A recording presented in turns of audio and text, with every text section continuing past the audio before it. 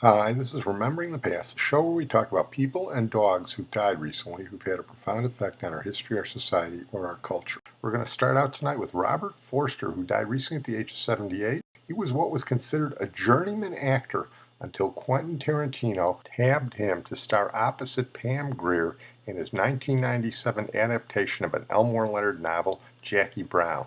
And I have to tell you, Robert Forster as bail bondsman Max Cherry was phenomenal. He was nominated for an Academy Award as Best Supporting Actor, and he didn't win, and let me tell you, he should have won. The award went to Robin Williams for Good Will Hunting, and Robin Williams didn't even have the second best performance of the year. The second best performance was Burt Reynolds in Boogie Nights. By the way, we've done the podcast on both Robin Williams and Burt Reynolds. Anyway, Burt Reynolds was the second best supporting actor of the year, and Robert Forster was the best supporting actor of the year. Say what you will about Quentin Tarantino, but he can spot a good actor, especially if they're down on their luck, and get a great performance out of them. And that's what he did with Robert Forster. That's also what he did with Pam Grier, by the way. And she wasn't even nominated, which was a travesty. The chemistry between the two was tremendous. Here they are in their first scene together, where Pam Grier has just been bailed out of jail, and Robert Forster's coming to pick her up. Brown. I'm Max Cherry, bail bondsman. I could give you a lift home if you like. You're really a bail bondsman? Well, who do you think I am? I showed you my card in there. Can I see your ID? You serious? Who paid my bond? Ordell? In cash. You got any cigarettes in here? Won't find any cigarettes in there. Can we stop and get cigarettes? Sure. You ever been to the river bottom? I don't think so. It's all right. It's a cop bar. Can we just stop at a 7-Eleven or something? I thought you might like to have a drink. I'd love to have a drink, but not there.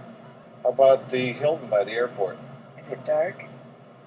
Kind of a sports bar. It doesn't sound dark.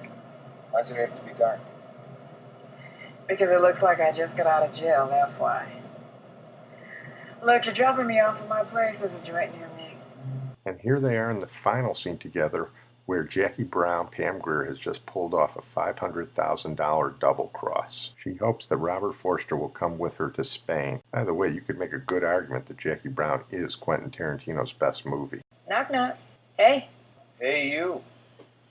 I got your package. It was fun getting $500,000 in the mail. Less 10%. Why'd you take so little? That's my fee. This isn't a bail bond, Max. I hesitated taking that much. But you earned it. Well, I'm leaving now, and, I'm all packed up, ready to go. That's Ordell's. They confiscated everything else. Registration was in the glove box. Keys underneath the seat. Hey, what's the matter? Haven't you ever borrowed somebody's car before? Not after they're dead. I didn't use you, Max. I didn't say you did. And I never lied to you. I know that. We're partners. I'm 56 years old. I can't blame anybody for anything I do. Do you blame yourself for helping me? No, Oh, look, I'd really feel a whole lot better if you took some more money. you'll get over that. Where are you going? Spain. Madrid or Barcelona? Madrid first. Have you been there? I hear they don't eat dinner until midnight. You want to go? Thanks, but you have a good time. You sure I can't twist your arm? Thanks for saying that. But no, Are you scared of me? a little bit. I'll send you a postcard. Will you? I sure will, partner.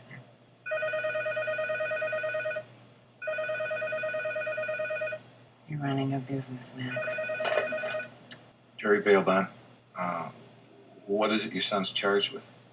Yes, that's a very serious offense. Is your son still in school? Does his father still live in the house? Could I excuse myself? Would you call me back in about half an hour? Yes, thank you. Robert Forster, underrated actor. We're going to move on now to Harold Bloom, who died recently at the age of 89. He was a nice Jewish boy from New York City, and he became a bombastic professor of literature at Yale for 50 years. He's one of the country's leading intellectuals and literary critics. Here is NPR on Harold Bloom. Harold Bloom, an acclaimed rabble-rouser in the world of literary criticism, has died at the age of 89. While he was at Yale University, Bloom spent decades tussling with his intellectual opponents. He wrote hundreds of books and essays, and for a literary critic, he was unusually famous. NPR's Neda Ulabi has this remembrance. Harold Bloom was born in the Bronx to immigrant parents. His father was a garment worker, and the family spoke Yiddish at home. Bloom did not hear English until he was 6 years old, but he fell in love incandescently with English language poetry. Poetry matters and has always mattered because it answers the deepest aesthetic and cognitive needs and manifests the most extraordinary aesthetic and cognitive values. Harold Bloom on NPR in 2002. After establishing himself as a formidable 20th century critic, Bloom was scorned by the academic establishment for writing accessible and widely successful works of criticism. He came to pooh-pooh literary theory that he thought drained passion from works of genius. Many of those geniuses were white and male. Bloom allegedly knew all of Shakespeare by heart, and the Hebrew Bible, and vast epic poems. Here he is teaching a poem by Wallace Stevens at Yale in 2006. Clear water in a brilliant bowl, pink and white carnations. The lights, and notice the pause, because enjambments are very important in Stevens, and particularly in this poem. He possessed a gigantic amount of literature in his head. Stephen Greenblatt is a Harvard professor and former student of Bloom's. It was a thrilling experience when I was a 17-year-old. But Greenblatt would come to butt heads with Bloom in what he calls his absolute belief in the genius of the canon's great writers.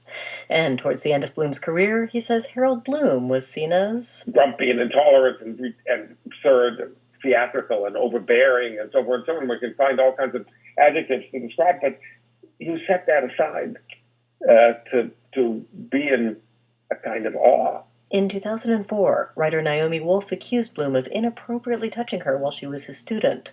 Bloom denied those charges.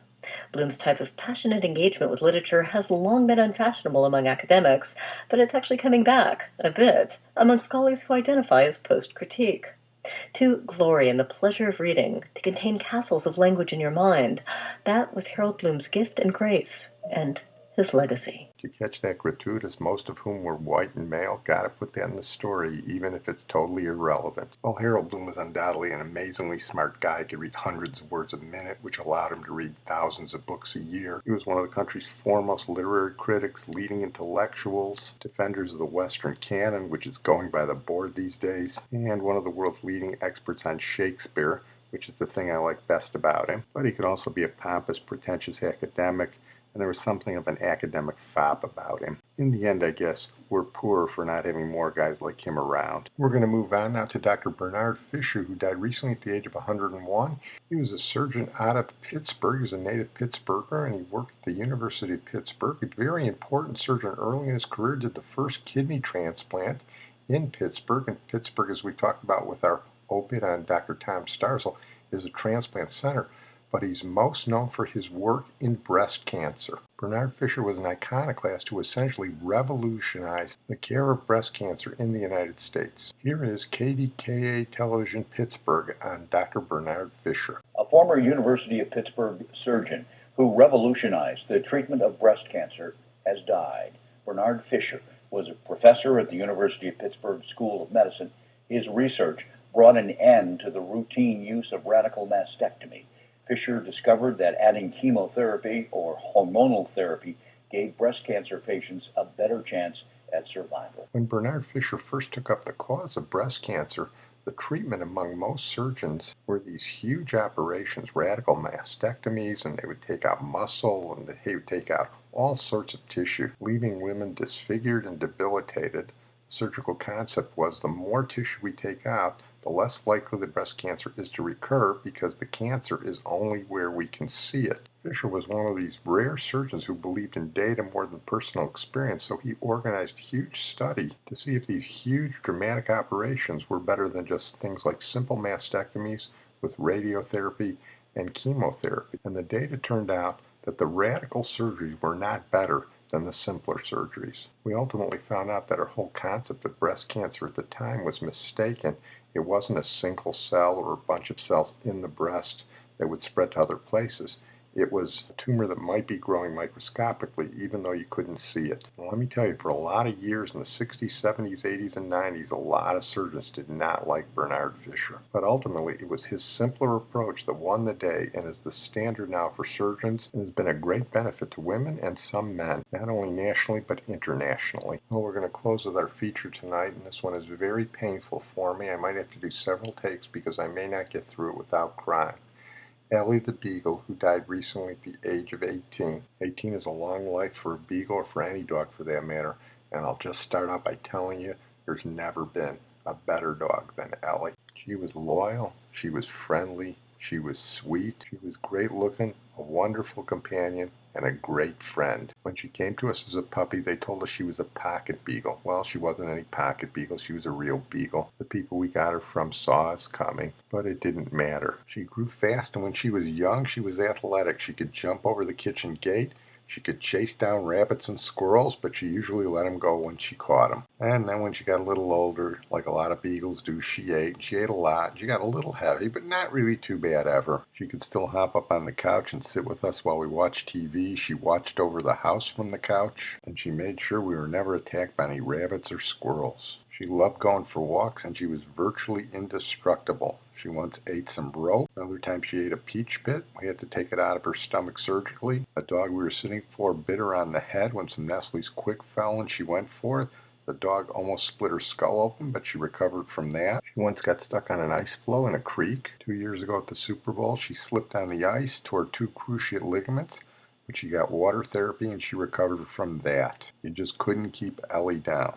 And the whole time, my wife and the kids took very good care of her, and she was good friends with her sister dog Coco the Dachshund, whose podcast we did, I refer you to, and she was even lucky enough to see grandson James. I can't tell you how many times I'd be sitting on the couch with her just giving her a couple of dog treats. She'd lick your face, she'd lick your hand, and I'm telling you, you never saw greater appreciation from a dog. And everyone could see how sweet she was. We'd have guests come over, and she was as nice to them as she was to us. We'd take her out for walks, and she rarely needed a leash. She'd just stick by, and she was never a threat to run away. Every once in a while, she might see a rabbit, and she'd chase him for a little while, but when she got tired of chasing him, she'd just trot back as if nothing had ever happened. Christmas time, she'd wear some Santa Claus bells. In the winter time, she loved playing in the snow. She'd come in with a wet nose and shake off her fur. You'd give her a treat, and she'd let you pet her for an hour.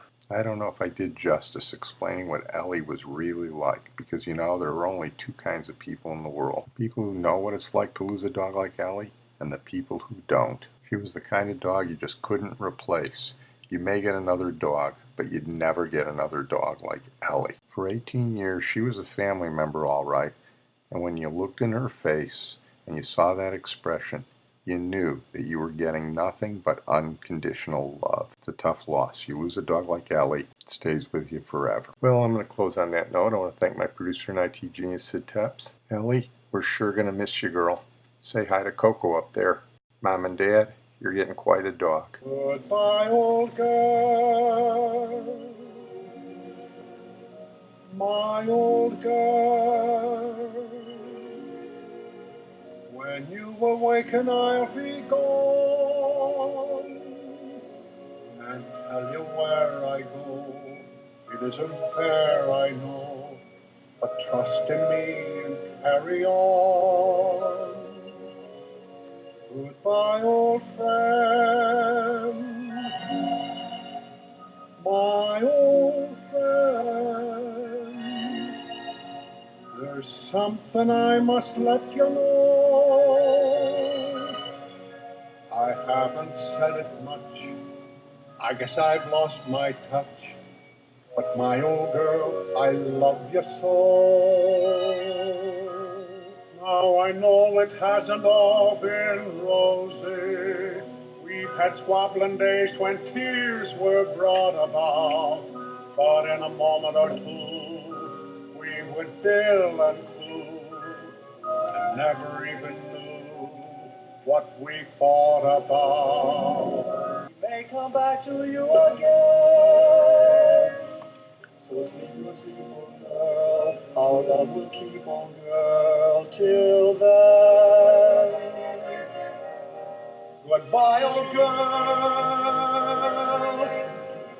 my old girl. Oh.